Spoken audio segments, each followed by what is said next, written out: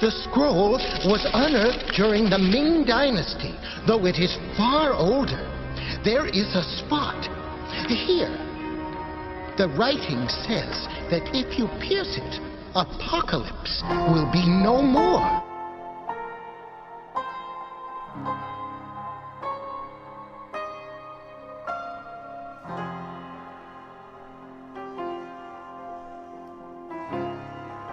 There are only but so many ways to kill a giant. For to kill a giant is to kill the moon. One of the most common ways, if not the most used way, is to attack the neck, for the TitanNeck is the known weak spot. You see, all giant stories encode the moon, and all Titan stories encode the supermoon. And what best way to attack the moon? I'll show you the dark side. In these Titan stories, we see that the neck is used to negotiate, to threaten, and to end certain characters.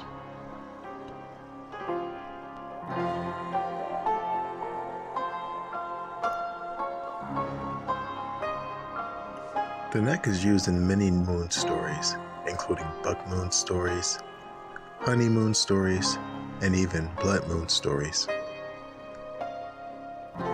And in these stories, what you'll notice is that the smaller character will almost always instinctively jump on the largest character back to try to get access to their thoracic cavity, to their neck, or to their trapeze area.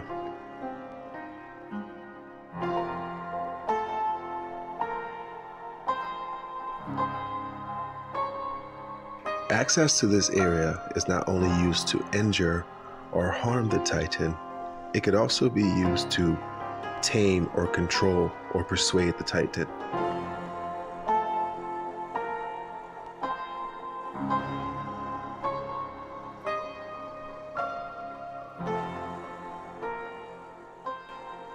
When we can recognize that all Titan stories and giant stories are retellings of the moon, whether the object is a living Titan, an inanimate object, or even a natural structure, these are telling the story about the moon. And one of the most often common ways that you see a Titan get attacked is at its neck. And in these Titanic stories, you will often see the referencing of a Titan and a dwarf, or the contrast of a Titan and a dwarf, whereas these giant stories will sometimes show small characters that will eventually meet up or be challenged by a giant or a Titan. And sometimes the smaller character will become the giant or Titan, and or vice versa. And this even applies to the objects that the Titan or giant is throwing. Sometimes you'll see the giant or Titan throwing large boulders and rocks, and then the person fighting the giant or Titan beating the giant or Titan with a small pebble or rock. And with this interplay between a giant and a dwarf, you will often see that a giant is taken down by the dwarf by being attacked at its neck. But when a giant takes down a dwarf, it is stomping or crushing it, often referring to it as an insect. And you see this kind of interplay with insects in a lot of giant and Titan stories as well, where the giant or Titan is a play on an insect.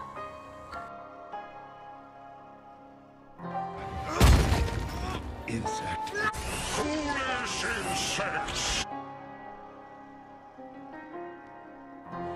This cutting of the neck, choking, crushing idea is shown in other moon-based characters.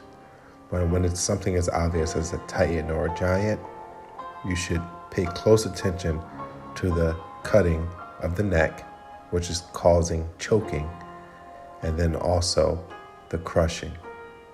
And these ideas even apply to our anatomy. And we see this interplay where the idea of the neck is also associated with us when we get colds or under the influence of the moon, influence of the moon, and we get phlegm, nephilim, Being a play on our anatomy, when the tiny germs want to attack us, the Titans, they attack your throat and your neck. Hence the term phlegm, Nephilim. This anatomy idea is a big concept in a lot of giant and titan stories, where sometimes we see a paralyzed individual become a titan or giant. And this focus on the thorax, or spine, and neck plays big, where Thor's axe is used to take down a giant or titan. And we see that the axe is something that giants may carry, and or the dwarf who's attacking the giant. Think bigger when you're thinking about these giant titan stories. And when the moon attacks or the moon has its influences, we get colds. And this is even seen in giant titan stories where they're attacked by the cold.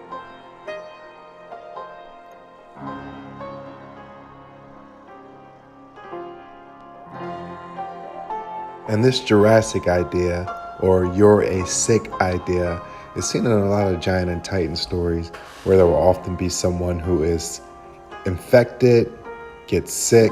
Even this applies to the titan or giant, or sickness or illness is related to the titan or giant. And this is also seen in a lot of different moon-based stories, like vampire stories and werewolf stories, where there's an infection, a virus, or an illness associated with it.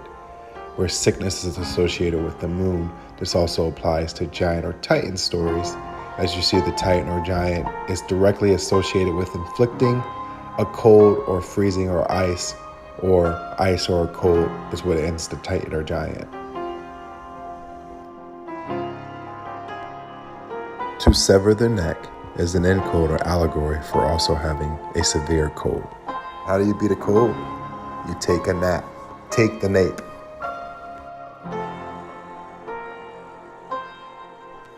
To piggyback on the Titan and Dwarf concept, we see the actor Peter Dinklage, which is a play on Peter Pecker, who is in many roles casted for his size because he's the dwarf.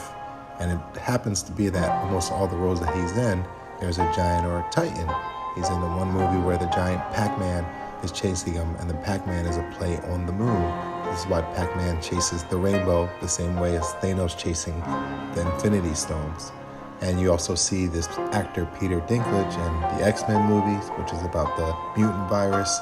He creates the Sentinels or giant titans.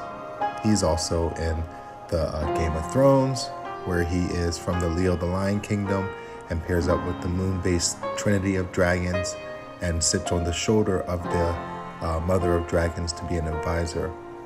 And you see him in a lot of roles where he's playing this kind of concept, showing this connection between titans and dwarfs so that you can understand why certain things occur. Remember, a titan is cut at its neck and a dwarf is stomped or crushed. So when you see this happening as a reoccurring theme in these titan giant stories, then you can understand why this has happened here and then this has happened This is here. Starfish approaching 12,000 feet.